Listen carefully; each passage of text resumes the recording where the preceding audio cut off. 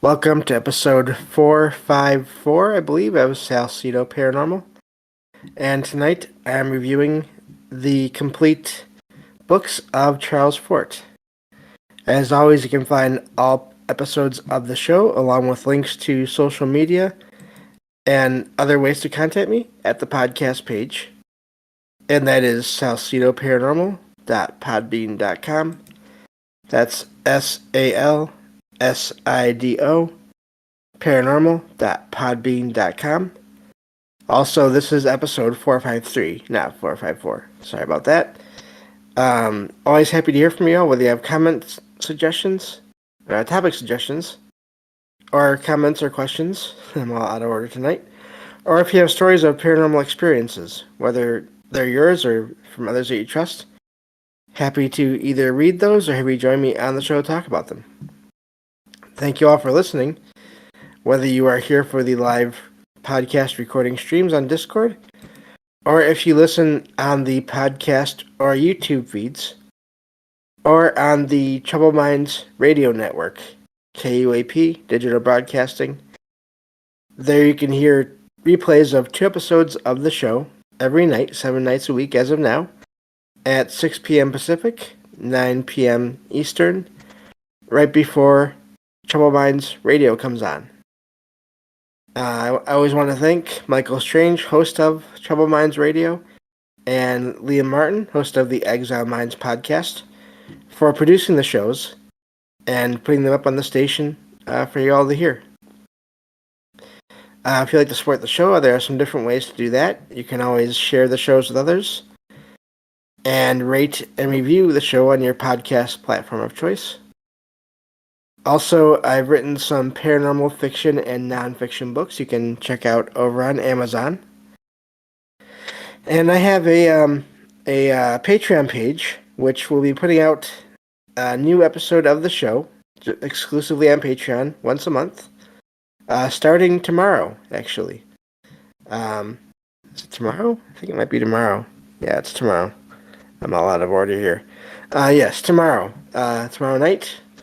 And again, that's one extra episode a month that you'll be able to get if you sign up on Patreon to any of the membership tiers there. There's 4 tiers. $1, $5, $10, and $20. More benefits hopefully to come as the show grows, but for now, the important thing is just giving you all another option to help support the show, and then we'll see what we can do later on once we get more and more listeners. Also, if you'd like to just make a one-time donation, you can do that through PayPal and or Venmo. And support for the show is never expected, but always appreciated, as there are expenses for doing this show, such as equipment and research materials, and then also travel expenses. I will be attending the Mid-Michigan Paracon this November 4th and 5th, Saturday and Sunday. And that is at the Soaring Eagle Casino and Resort in Mount Pleasant, Michigan. And I'll be doing recordings that I will then share once I get back home. Basically of myself and my own thoughts of the event, and sort of trying to summarize what I hear and talk about with others, and then also hopefully recordings from other people that maybe have experiences they want to talk about. So we'll see what happens once I get there. I think that covers everything. Sorry for the out of order introduction there, but made it through. And so yeah, this is the second part in a series of who knows how many shows on the complete books of Charles Fort. And we started this a couple weeks ago now, I believe. And right now, I'm still working through the Book of the Damned. Now, the title for that comes from basically reports and or evidence of basically anomalies. And the word damned refers to the status of all these events and this information in the minds of, according to Charles Fort, the major scientists at the time. So yeah, it's really a neat title. I also recommend checking out the books. Just if you're interested in reading something from a different time that still talks about just the unusual, the paranormal, the possibly supernatural, who knows, just anomalous occurrences. It really is a neat series of books. So, and this is just a summary. I've been using different AI tools to help summarize the different chapters in the book so far, and turn those chapters into just brief summaries that I can read on the show. So, and that's what I will continue to do today. So let me get to the file here. We went through the first 3 chapters of that book, the Book of the Damned, last time, and now we're on chapter 4. And again, these are just summaries, so this isn't quoting from anything directly, except for just again AI, and then I'll be changing things here and there as needed. So the this next section talks about gelatinous substances that are have been described in this chapter here. Charles Fort recounts numerous reports of gelatinous or viscous substances falling from the sky, including instances in France, Lithuania, Asia Minor, England, Germany, and India. And he suggests they could be meteorites, different kinds of algae, frog spawn, or something unknown. Many conventional scientists at the time dismissed or ignored these reports, claiming that the gelatinous substances were already on the ground and were carried by whirlwinds and or were just complete hoaxes. And Fort argues against these explanations. Again, this is what he means when he says, when he's talking about the damned, as in the damned evidence or the damned reports, and just basically meaning the discarded or just the dismissed. So, some of the reported characteristics of the gelatinous falls, and they use falls to just describe the events that happen. So I lost my spot because the mouse moved. Let's see here. So gelatinous falls. I'm gonna find where I left off. All right, there we go.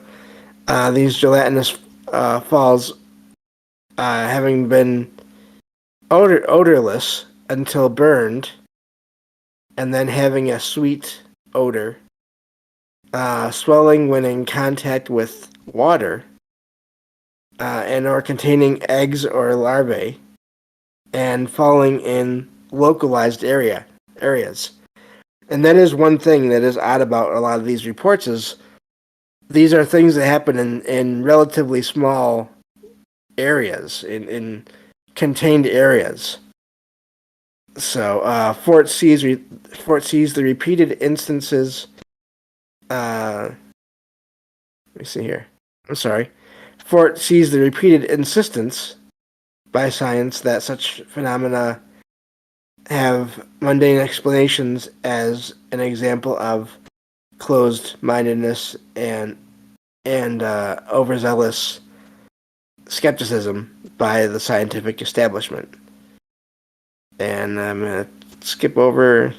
He mentions that he sees it also as selectively ignoring data that does not fit accepted theories and trying to force anomalous observations into conventional explanations at all costs. So again, there's just all these reports of just various substances of gelatinous nature, again, raining down from the sky. He uses this to argue for openness to unconventional possibilities, and let's see here. I think the rest is just his usual problem that he has with mainstream science at the time. Even he highlights the tendency to dismiss rather than genuinely investigate unexplained phenomena. So that's chapter 4. So yeah, all these different things are odd. The way the thing that's amazing to me, even besides all the objects that fall, is that they seem to fall on relatively small patches of land in ways that maybe regular weather would not normally do. Normal weather would not normally act. So, but let me see here. Okay, so yeah, that's the 4th chapter. Let me get on to the 5th one here. The summary of the 5th chapter of the Book of the Damned. And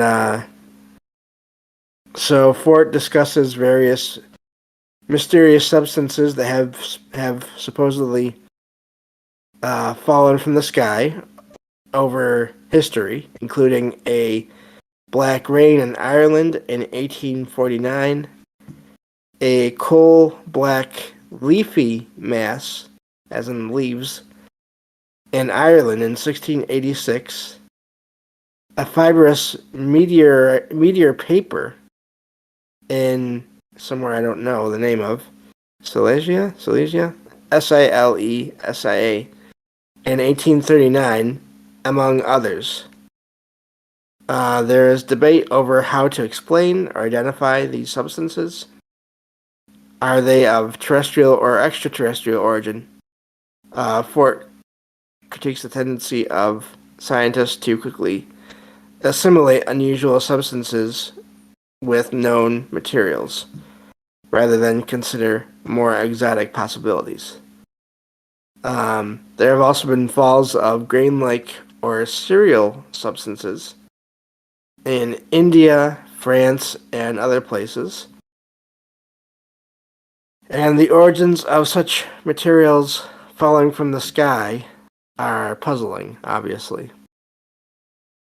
Fort argues for an different perspective, not definitively choosing terrestrial or extraterrestrial explanations, but considering a middle ground where the boundaries are blurred. So that's an interesting idea right there. This idea of, I don't know how you would even explain that, but basically, I'm guessing it means just somewhere beyond the surface of Earth, where we're at right now, but also not necessarily all the way out in space, I'm guessing. There's a hint of openness to extraordinary possibilities beyond conventional scientific thinking. Let's see here. Okay, overall, excuse me. Excuse me. Overall, Fort compiles curious reports of anomalous skyfalls, potentially challenging mainstream scientific explanations, and advocates for a more open-minded approach or conceptual framework in considering them. And let's see here. So, let's see. Let me scroll down more. All right, so that's basically the end of it. It does point out here in the summary that there is a lot of sort of a sense of humor in the way that Fort writes, which does not really make it into the summary here, obviously, because it's written by AI. But yeah, so and if you read the book, it really is there throughout the book and throughout all of his writing, really.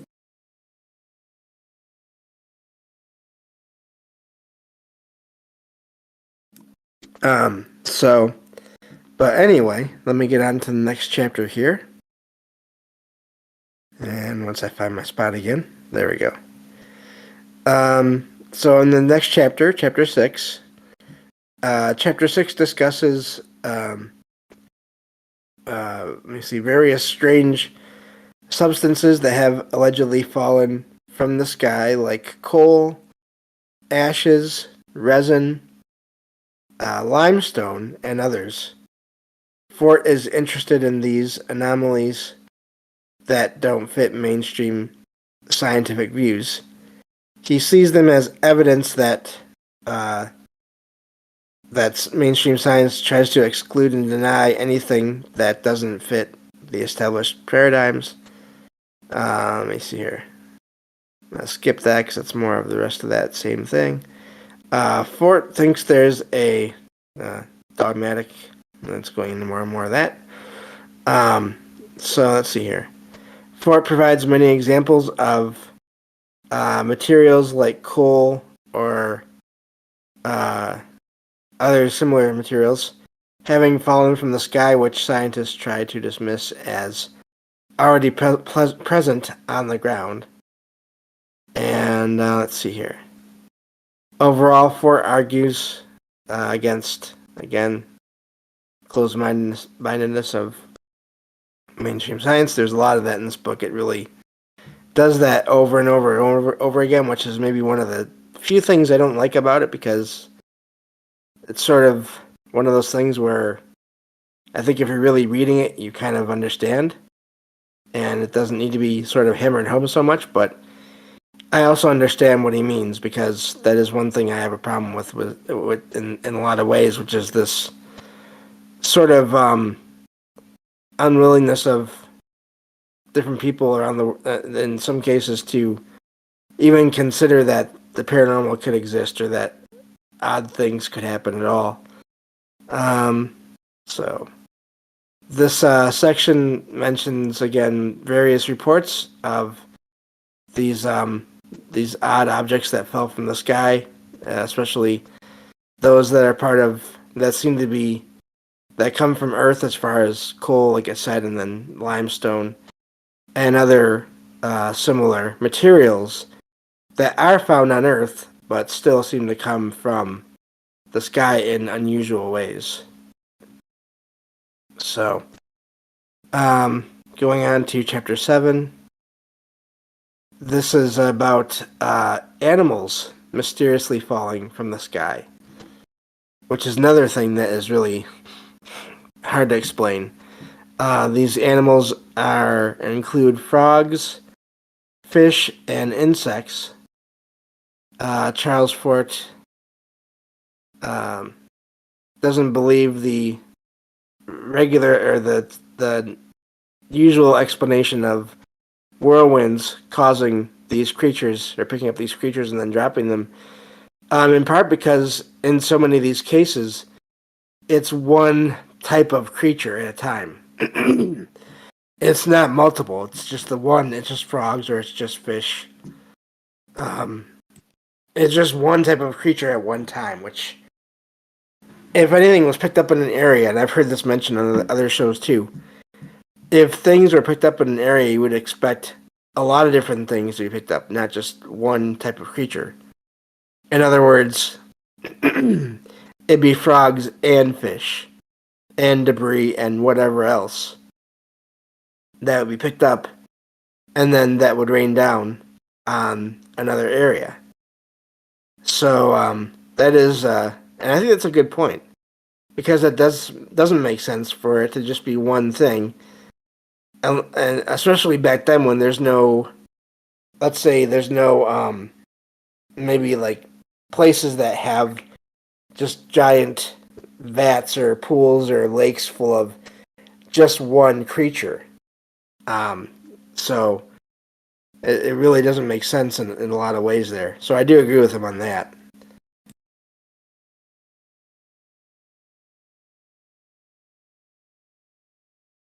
So, moving on here. Sorry about that. My voice tonight is just all out of order. But, getting back to the document here. Let's see here. Lost my spot. Okay. So, now Charles Fort suggests that there is another place that there's this there's a place that exists somewhere above the surface of the Earth. And again, this I think is what he was talking about earlier. That is above the surface of the Earth, but not necessarily completely out of the Earth's atmosphere, where all these different skyfalls are coming from. Now, in a way, obviously, with current technology, it seems pretty obvious that that's not the case. But at the time, back in the beginning of the 20th century, that maybe wasn't so obvious. We didn't have the technology we have now. But regardless of where it's coming from, it does seem like it is all these events that still happen in some cases to this day. I've heard shows before, other different shows that cover this book and this topic, where they've gotten responses from listeners who said, I had this happen to me. I had this one day where basically I was driving and it started just raining frogs. So this is stuff that has continued to happen up until modern times. So he sees this location as a source region for terrestrial life, not just a place where whirlwinds could pick things up.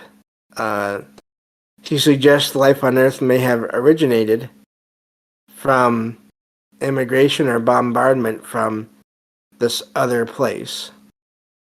So Fort gives many examples of such falls of animals from the sky, including some reported falls of only larvae or young animals, not adult forms, which is another good point.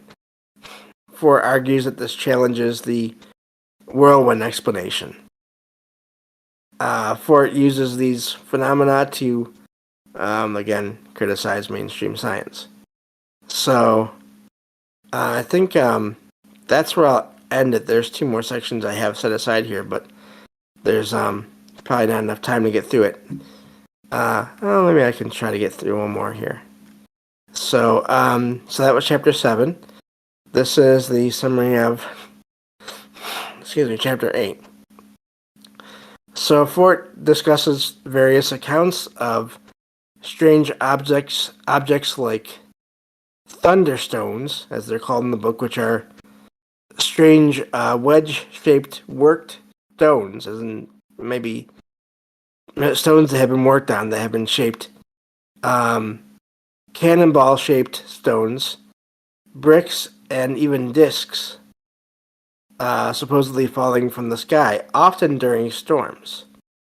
Fort collects these accounts from scientific journals, newspapers, and other sources. And let's see here. So, of course, mainstream science claims that all these objects were already on the ground, but these things happen repeatedly, and he argues against just the automatic assumption that these things could have come from just the ground. So, again, how does a whirlwind lift all these things up and then hold them in the air for who knows how long before dropping them again? So, but yeah, that's going to do it for today. Thank you all for bearing with me through that messy introduction and then my voice being weird. And I will talk to you all on the next episode of Salcedo Paranormal.